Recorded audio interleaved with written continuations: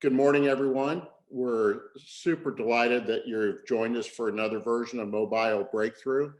As a reminder, if you go to mobio.org/page/breakthrough, you can find our library of recorded sessions. I believe we have 5 or 6 now that are recorded up. We know that oftentimes people can't participate and they have conflicts, but this gives everyone a chance to go back and pick up those past programs and the Q&A sessions that are really valuable, and we're seeing some great pickup on people going back and viewing those later. Coming up just a week from now, remember, you need to exercise your vote. Preserve your right to argue and disagree with people for the next 2 to 4 years, or you'll be silenced. So get out and vote on November 3rd. The election is very important. Coming up on November the 18th, we have Precision Virologics with Dr. David Curiel from Washington University in St. Louis.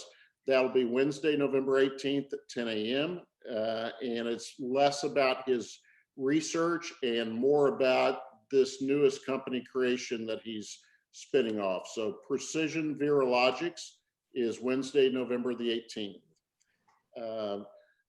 Dr. Roy Pura, I say that with great admiration. He's earned that doctor through over 15 years experience in working with biopharma companies. He's the Associate Director of State Government Affairs for CSL Behring. And CSL Behring is very much known as for its hematology work, its immunology work, and has been in the press significantly because it is leaning in with its plasma products towards convalescent therapies to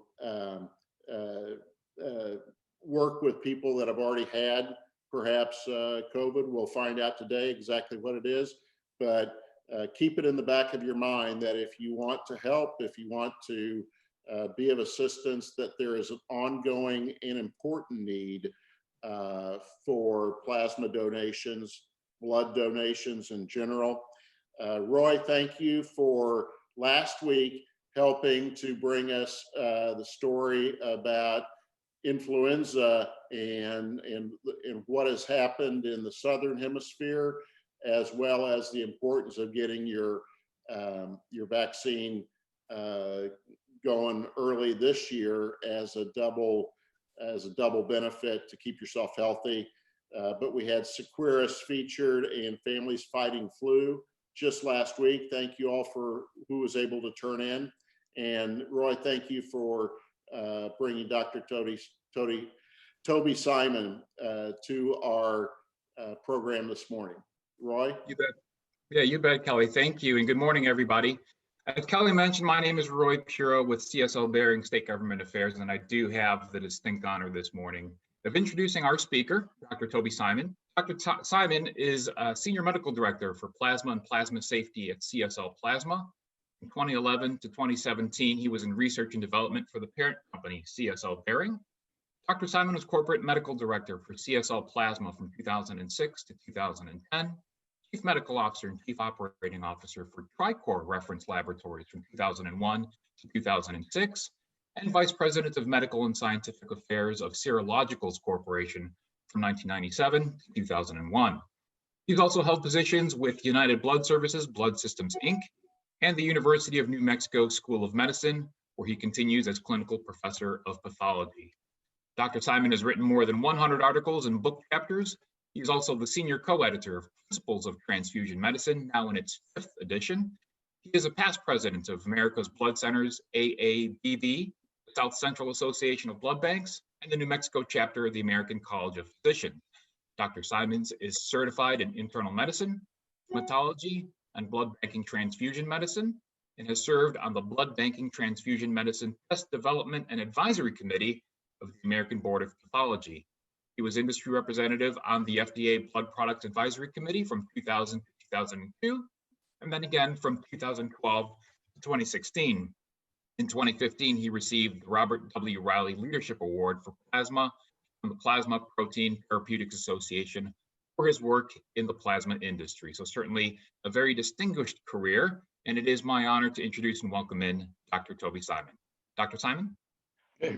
Thank you very much for that kind introduction. And I must say it's a great personal pleasure to be speaking to Missouri Bio, because I am a Missouri native and graduated Washington University School of Medicine. And of course, my parents were very disappointed that my professional career didn't bring me back to the St. Louis area after that.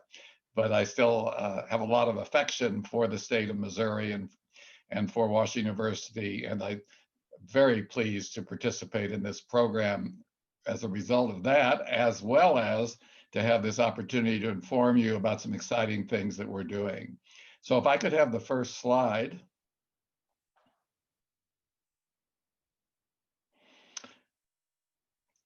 And we can go, we're going to talk about the treatment of COVID-19, specifically by increasing the antibody concentration in the patient's blood through either plasma or immune globulin. Next slide, please. And this is a long story. Historically, in 1890, Emil von Behring, after whom our company is partially named, produced his seminal paper on the formation of diphtheria immunity and tetanus immunity in animals, basically using a serum with antibody to diphtheria and then to tetanus.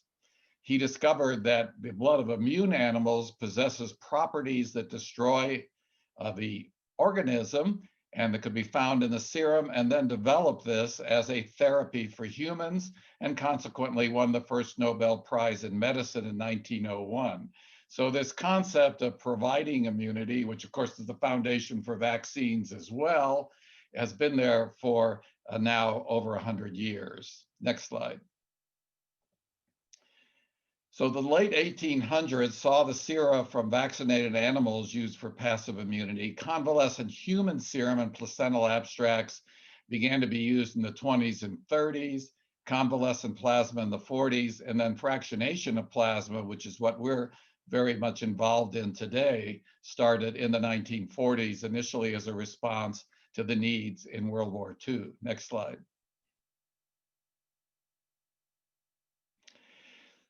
Now, the intramuscular immune globulins, these immune globulin products, and immune globulin is that portion of our plasma that contains the antibodies. And it was used for the prevention of hepatitis and measles in the 1940s. And these immune globulin products were derived from plasma fractionation, originally intended to get albumin for victims of the Second World War, actually first used at Pearl Harbor. But there was a lot of difficulties developing intravenous preparations, and these intramuscular preparations were limited in their effectiveness. And these reactions were found to be due to complement activation. So companies like ours determined that with mild reduction in alkylation, with reconstitution in 0.3 molar glycine at pH 4 with low concentration of pepsin, you could prevent the aggregate formation and using sugars as stabilizers. So in the next slide, this gave us the earliest intravenous immune globulin products. We can go to the next slide. These products were further developed to the ones that are currently available with the use of fatty acids such as caprolate, depth filtration, anion exchange chromatography, and this decreased the IgA, which was an unwanted immune globulin, and vasoactive protein contamination. So now we have a very smooth reaction situation where individuals are able to tolerate these preparations quite well. Next slide. And so we begin with what we call cryoprecipitate depleted plasma, where we remove the antihemophilic factor, the caprylic acid precipitation, a low pH incubation, which also serves for pathogen inactivation, and then anion exchange chromatography, allowing the immune globulins to drop through. We also employ hemagglutinin reduction in our processes through affinity chromatography, and this limits the unwanted hemolysis, the reduction in red cells, that can occur. We use a virus filtration step to assure the safety of the product, formulation, and filling. Next slide. And the immune globulins have found a significant place in therapy of various diseases, and we now have both subcutaneous and intravenous preparations. The subcutaneous are very helpful for people on long-term therapy because it gives a much smoother uptake of the plasma of the immune globulins into the circulation, and is a much more better tolerated by the individual. So we use these in primary and secondary immunodeficiency when patients don't have enough of our own immune globulins to fight infection, and as well as immunomodulation in certain autoimmune diseases, including thrombocytopenic purpura with low platelets, Kawasaki disease, which has also appeared in some of the children who are infected with COVID. So this is an ongoing treatment for this very small group of victims of COVID. Guillain-Barré syndrome, autoimmune polyneuropathy, myasthenia gravis. We can also make a hyperimmune. So the IV and subcutaneous immune globulins that are in most common usage have an array of antibodies to all the various infectious agents that we can face. But we can create a high level of antibody to one specific virus or other pathogen. And this is used for hepatitis A, hepatitis B, cytomegalovirus, zoster and tetanus infections, and also for prevention of rabies as a post-exposure prophylaxis, and also prevention of Rh immunization in women who are pregnant. So this is an established form of therapy, and we're obviously looking for some way to utilize this in COVID-19. Next slide.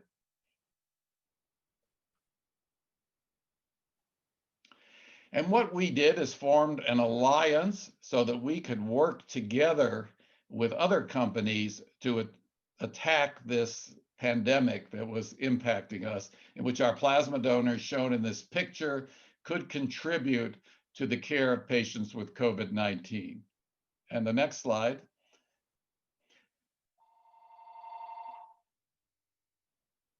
So what is this Plasma Alliance? It's basically a reaction to a pandemic, which we think requires some bold moves, in which rather than going on our own to develop our own product, we've worked with companies with whom, in many cases, we would ordinarily be competing. And they're all companies who have experience in discovering, developing, and producing plasma-derived therapies. And we have formed an alliance. And we've also worked with some organizations outside the plasma industry who are providing some vital support. Next slide.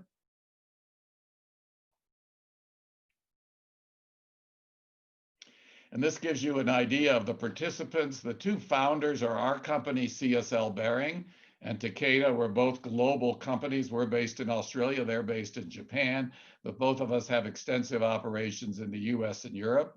And we have some of the smaller companies also as members: Biotest, LFB Octapharma, ADMA Biologics, Biopharma, GC Pharma, BPL, and so forth. And then we have these supporters. So for example, Uber Health is helping us with coupons for donors to use for transportation to donate. Microsoft is helping us with a bot for this Fight Is In Us webpage where individuals can go who want to donate, and they can click on, put in their zip code and find the closest place to go to donate. Next slide. So about COVID-19, so this potential medicine, which is a hyperimmune product to this specific virus. Next slide. So what we've done is have a plasma-derived therapy, which we would call a hyperimmune globulin, that contains consistent high levels of antibodies to the coronavirus. And we make this by pooling donations from thousands of donors, processing them, and then concentrating the antibody. So we would depend on people who have recovered from this disease, COVID-19, and donate their plasma. And this convalescent plasma contains antibodies that could help the immune system fight the new coronavirus. So we purify it, we remove or inactivate any viruses to make it safe, and we standardize it so there's a consistent level of virus-specific antibodies in each unit. Now, as you probably were aware, this same donated plasma can be used as a plasma transfusion product and be given to patients. The advantage of that is it's available today. Someone can go in to donate at their local regional blood center, like the Red Cross, and this unit can be available in a couple of days for a patient who's hospitalized. In our case, we have to get large numbers of donations, pool them, make a product, and go into clinical trials. So we recognize the importance of both efforts, the efforts of the blood centers to get convalescent plasma for patients today, and our efforts to produce a product that could help well into the future for patients who have this infection. Next slide. So we're also working with the National Institute of Allergy and Infectious Diseases of the National Institutes of Health. And this is the institute that is headed up by Dr. Fauci, who's gotten a lot of publicity. And we're working on a protocol to test the safety, tolerability, and efficacy of this COVID-19 in adult hospitalized patients at the onset of the clinical progression of COVID-19. So we want to give them this major increase in their antibodies before they can form their own optimal self-fulfilling antibody response. So we're looking for regulatory approval in the United States, Europe, and Japan, and are going to talk about the study that we have begun. Keeping in mind that hyperimmune therapy has been shown to be effective in the past for severe viral respiratory infections, so we know that it has the potential to treat people at risk for serious complications for COVID-19. Next slide.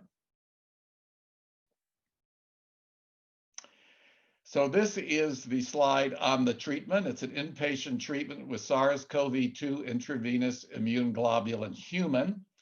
And this clinical trial began actually in October rather than September with 4 different non-branded products made by CSL Behring in Bern, Switzerland, Takeda in Georgia, and the 2 other companies who elected not to join the alliance, but are making their own product. So this is a very novel concept for the FDA and for the European authorities, because usually they consider each product separately in terms of regulatory approval.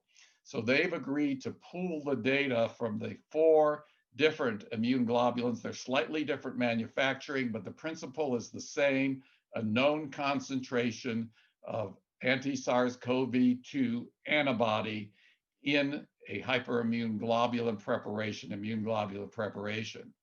And this is being sponsored by the University of Minnesota, so they're taking care of the Institutional Review Board, and we've all agreed to use the same protocol from NIAID and NIH. So these are patients who are hospitalized without serious end organ damage. So they don't have kidney failure and they're not on ventilators. So the idea is to try to treat them before they get into serious trouble with end organ damage or requiring ventilation. So when we can use those antibodies to get a positive response. And the early signals from the convalescent plasma transfusion program seems to indicate that if this is given early enough, it can change the course of the disease. So this will be given to 500 patients. It is a double-blind study, so there'll be 250 on placebo, 250 on the drug. They'll be followed for 28 days, but the primary endpoint is at 7 days. And of course, that's death, end organ dysfunction, or limiting symptoms due to COVID. And I know we've treated over 20 patients in the clinical trial to date, and it's running all across the globe. So we're very anxious to get the data from this and determine whether there will be a product available for patients. And I will say that in the Alliance, we have begun to produce product at risk. So we made the clinical lots for the clinical trial, and that's all been done. And in addition, now we're making additional lots that can be used if the results are positive, and these will be available for patients who are hospitalized with this disease. Next slide, please. So in order to get this potentially promising treatment, we have to collect plasma. And so we're collecting convalescent plasma in both the US and Europe. We're using our plasma collection centers throughout the United States to collect this plasma. And we have, as I've indicated, collected enough plasma to start clinical manufacturing, but also are now being able to collect for a potential product. So we do urge all healthy adults, whether they've recovered from COVID-19 or not, to donate plasma. So I have to say here that we have this continuing ongoing need from patients with immunodeficiency, with neurologic diseases, with hematologic diseases, with a whole variety of conditions who are absolutely dependent on plasma-derived therapy. So that hasn't changed with the pandemic. They still need those therapies on a regular basis. And obviously, it's been difficult for our donors to come in to donate. So we've made special efforts to make our donor centers safe and to assure safety for donors and our employees and to keep them safe from COVID-19 while they come in to donate in general. But if we do have donors who have recovered from COVID-19, they have the ability to also donate for this specific product while their antibody levels are high, and we test for the antibody levels before it goes into the product in order to create this possible therapy for COVID-19. Next slide. The donation process is relatively simple. We connect the donor to an autophoresis machine. This is the same in the blood banks and the plasma centers. We may use different equipment, but the basic principle is the same.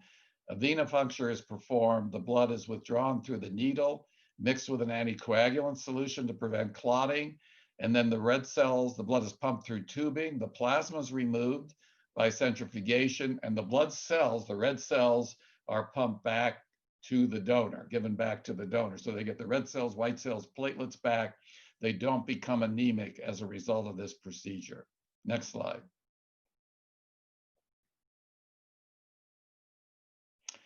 And fortunately, we have a number of opportunities in the state of Missouri for people who would like to donate. We have currently 6 centers in Missouri, and we're expanding all the time. 2 in the St. Louis area, 1 brand new one in Columbia, 2 in the Kansas City area, and 1 that's been there for many years in Springfield, Missouri. So we have a marked presence in Missouri, providing a lot of employment opportunities, and also, of course, the opportunities for donors.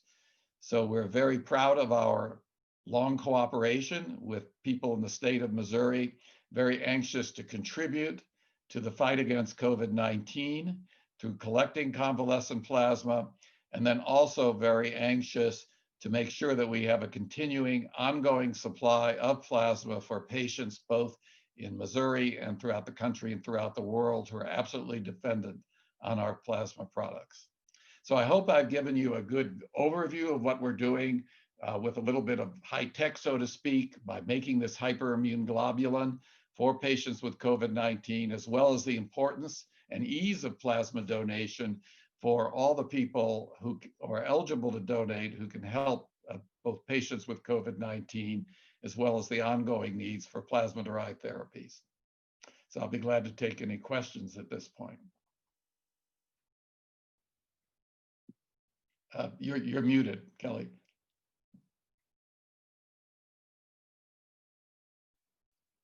As I just made my announcement for others to unmute themselves, Dr. Simon caught me being muted myself. So if we have some questions, please feel free to jump right on out there. Kelly, this is Dan. I have 2 questions. The first, I just want to say it was very clear and a very nice presentation of something that's very timely and in the news all the time. So it's nice to hear a presentation on it. 2 questions I had. First one was, how do you standardize and quantitate the antibodies when you're getting them from, a wide variety of people? So presumably it's a mix of antibodies. And then on top of that, you've got 4 different companies doing that. So how do you standardize and quantitate the antibodies? The first thing we do with the donors, well, the donors have to bring us proof of having had COVID and a positive test. And then they have to be recovered by 14 days so that we're sure they're not going to bring the virus into the donor center. Then once they donate, we test the donation for what we call a binding antibody. We and Takeda, so in the alliance, we're using the Abbott assay, and they have to reach a certain cutoff level on that assay for us to use their plasma. So if they're below that level, we inform them that unfortunately they're not eligible to donate for this program, but of course they're eligible to donate plasma for other patients. So then that plasma is sent to be pooled in manufacturing, and they do an additional study of what we call the neutralizing antibody. So that's the antibody that we believe is critical in fighting against the virus. So the product is standardized for the level of neutralizing antibody. And at the manufacturing plant, they mix the plasma in such a way to achieve a minimal level of the neutralizing antibody. Okay, good, thank you. And then the second question, in your clinical trial, the way I heard that was that your placebo involves remdesivir, and then you're treated as the plasma product plus remdesivir. But how do you account for all the other treatments they might receive? Because in COVID, they're going to receive a bunch of different therapies like steroids and things like that. Right. Well, we don't interfere with anything that they need for their clinical care. Now, the remdesivir was adopted right before the FDA approved it. So we are considering that standard therapy. So we wanted to standardize that for all the patients in the trial. So they're all on remdesivir. They can't be on any other research protocol at this time. So they can't be on a convalescent plasma for transfusion program or monoclonal antibody. So the investigators at the institution have to make a choice as to which clinical trial they want to use. And I think this is being done in a standard fashion. I understand, for example, at Barnes-Jewish Hospital in St. Louis, they have a committee and they decide which of the protocols that they want to utilize in their institution. So beyond that, though, they get best clinical care. So there's only, you obviously raised an issue that there's going to be various variations in that clinical care, but we've controlled for it best we can. Thank you.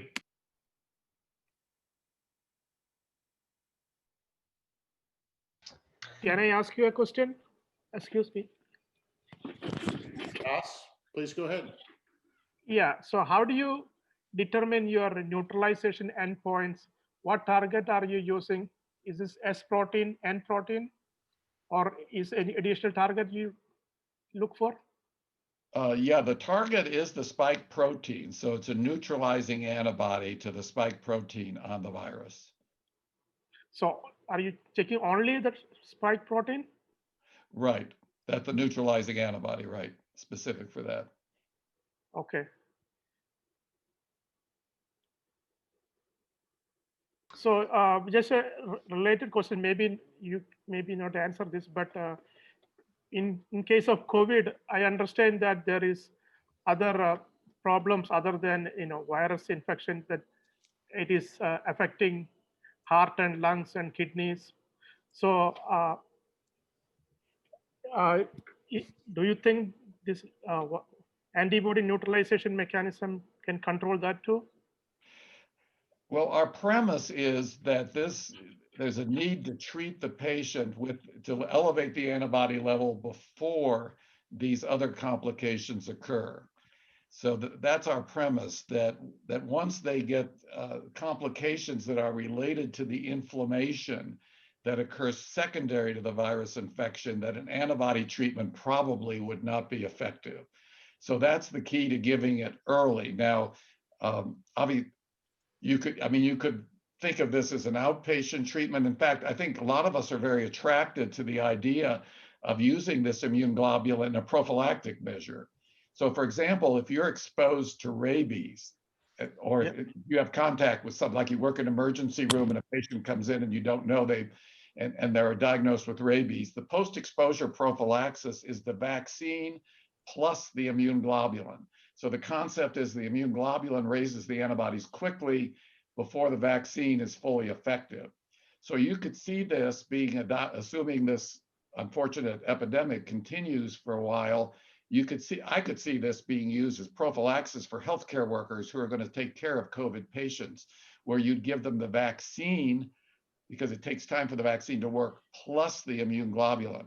So there's that kind of other application. But personally, I don't know how other experts feel. I don't think it's likely that this is going to be effective once these other organs have been impacted. Once you have this hypercoagulable state or this inflammatory state, because that's kind of a secondary reaction to the virus. So we're trying to get the antibody in there to prevent the severity of the virus infection in hopes that that will prevent these other complications that you've mentioned. Yeah, okay, thank you. One more quick question. So I also hear there is variants of the virus and or even secondary infection. There are people who recover from the initial disease and they're getting the disease again. So how do you explain this? If there is already neutralizing antibodies in the first place, doesn't that mean that neutralizing antibodies are not effective? Well, I think they're effective they're effective acutely. I think once the person has been, let's say, treated effectively or even cured of the COVID-19 virus and they're back to normal life, there have been the small number of instances where there's been reinfection. So this probably does indicate that the antibody levels begin to decline, the immunity begins to wear off. So I'm suspicious, that once we get the epidemic under control, presumably with a mixture of natural herd immunity and vaccine, that we will face, like we do with influenza, the possibility of reinfection with a variation of the original virus. So in that case, I'm assuming that these vaccines are going to be added to the influenza vaccine on a seasonal basis. So that's my assumption based on the best of what I've heard. But so far, we're not seeing rapid mutation of the virus, but there are some subtle changes that occur, and there have been, but only a handful of people who've been reinfected. So the old saying is the lymphocytes remember. So even when the antibody levels fall off at about 4 or 5 months after infection, that if the person has a challenge, presumably they can mount an immune response. And why it has failed in this small number of people, we don't know. But it is a warning sign that this could be the type of virus that's going to recur over a period of years, and that we'll need annual vaccination like we do for influenza. Okay, thank you. Thank you very much. Very good explanation. Yeah, thank you. Thank you. Hi, Dr. Simon. My name is Robert Blaine. I'm with Washington University School of Medicine. Always glad to hear stories from our alumni and glad your degree has been put to good use. I'm not a scientist, and so I won't pretend to be one, but I just was wondering if you could comment on two things in terms of the potential for this therapy gaining, widespread adoption. One, just on the supply side, what you would anticipate the need would be in terms of plasma donations and how you ramp up production to meet what we would expect to be the demand in the United States and in other countries across the world. But the two, if you've had any reaction from the insurance plans or the public insurance agencies, Medicare, Medicaid, in terms of their willingness to cover this therapy for patients widely. Well, to answer the second question, to my knowledge, we haven't engaged with insurance companies yet. I think our hope or our strategy with regard to this is that if it proves efficacious in the clinical trial, then we would file for regulatory approval in the US and globally. And we do have a regulatory team that's kind of setting things up, and we are very much in touch with the FDA and they have sort of blessed this general strategy and these trials. Once it would be approved by FDA, and I think even under emergency use authorization, but hopefully with clinical trial data, we would get a full approval, then it should be covered by Medicare, Medicaid, and insurance plans accordingly. So that's been the experience with our other products. I don't know what limitations would be in coverage depending on the individual plan, but it would be approved and would be covered. And in terms of ramping up production, of course, a very good question. We are making as I indicated, commercial lots now, so there will be some limited availability if it's approved.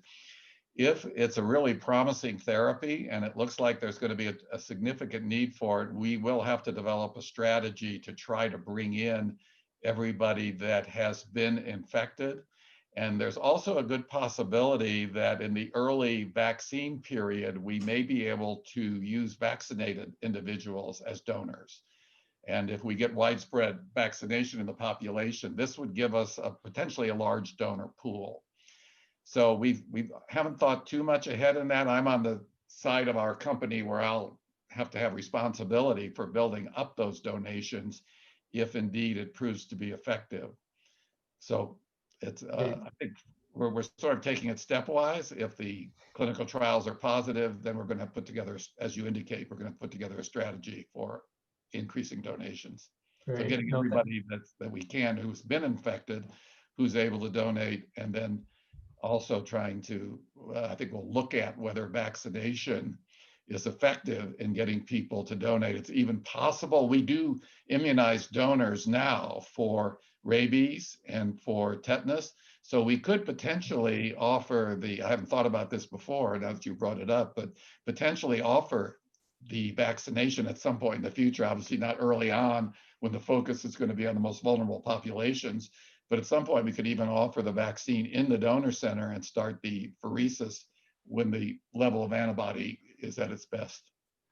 That's fascinating. I hadn't thought about that capacity with a widely vaccinated population, and hopefully, we'll see widespread, vaccination, across the country. And just as a follow-up, though, you mentioned obviously you wouldn't take a patient who's, had the disease within the last 14 days for the obvious reasons. Are there other major candidates that would be excluded? I just know, like, FDA and the Red Cross will limit certain populations who lived abroad or traveling from donating blood. I assume you have the same restrictions in terms of, or does the purification process that the antibodies go through eliminate those problems? Well, actually, our pathogen reduction is highly effective and does basically eliminate most of the, virtually all of the possible infectious threats. However, we do have a donation requirements that are very similar to the blood banks. So we do have a lot of exclusions in there. And up to now, the agreement with the regulators is that the individuals do have to qualify under the standard procedures for plasma donation. They have relented on a couple of things for the pandemic. So for this particular product, we can waive some of the waiting requirements that we had. For our normal plasma donors, we have the requirement that they donate twice. So we have 2 sets of negative infectious disease markers, and also that we have a hold period of 45 days so we can make sure they don't seroconvert. So they have waived those requirements in view of the pandemic for this particular product. Great. Otherwise, we do have most of the same restrictions, not all of the restrictions that the blood banks have, but many of them. Great. Yeah, thank you. Welcome. Dr. Simon, what does seroconvert mean? Well, seroconvert means that the individual forms antibodies that are measurable. So so if you start like with, let's say, if we immunize you to tetanus and you have unmeasurable levels of tetanus antibody at a certain period, we can measure that antibody. So it's the period what sero refers to serological, so where we could actually measure the antibody in the bloodstream. Okay, thank you. Any other questions today?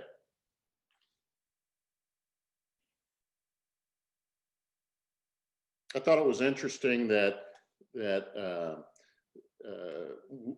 over 100 years ago, you were looking at sera for vaccinated animals, and in our state, up in St. Joseph, Missouri, right around the turn to the 1900s, hog cholera was a huge issue, and the company was formed that became Anchor Serum that attacked that and is now Boehringer Ingelheim Vet Medica with 1,000 employees, again, owned by a good German family that continues to support that facility, and they're actually involved in human, pharmaceutical, and animal health. But to hear that correlation and the length of time that it takes, that these companies have been around and been involved for very noble purposes. And we thank you for forming that Plasma Alliance, creating that collaboration and being a leader in that territory. Could have done it all by yourself, but recognizing that need to go larger and get out there. And so many times we've heard about our biotech companies. Robert brought it up that do you know you're going to be paid? Do you know you're going to be reimbursed? And over again, start up to the Genzyme in Boston, we've heard people say, no, we're going to solve the problem, and we have hope that we will be rewarded for solving this big problem that afflicts humankind. And we thank you for that spirit too, with which you do business. Again, we have an ongoing need for plasma-derived therapies beyond COVID, and 6 centers across Missouri for you to either avail yourself or remember you are a life science leader. You are somebody that the neighbors and friends and family turn to for advice because you belong to MOBIO. And if you would, please share this story today and share it with others that weren't able to be on the call. Again, later today, this will be up on MOBIO's website at mobio.org/page/breakthrough. And so that Dr. Toby Simon's testimony today, his presentation will live on and replicate and do well for quite a while. We thank everyone for taking part today. And if I don't see you online before then, plan on November the 18th for Precision Virologics. Thank you, Dr. Simon. Any closing comments? No, just thank you very much for the opportunity. And I'm sorry I can't be there physically in my home state, but it's great to connect with you in this way, and really appreciate your support for everything we're doing in Missouri. Roy Pura, any closing comments as our MOBIO board member? Yeah, again, thank you for the opportunity, Kelly. We're certainly proud to partner with MOBIO, you and your staff, Lisa and Michelle. This is a great program. And as you can tell, there's a lot going on in the life science community right now in Missouri. We appreciate the opportunity for you to provide this platform for us to be able to share information like we've done today and facilitate collaboration. So again, kudos to you, hats off to you and your staff. Thank you for all you do. We have a great team here. Michelle and Lisa do everything to make me look acceptable. Everybody have a great day and get back to doing good things for science and Missouri. Thank you.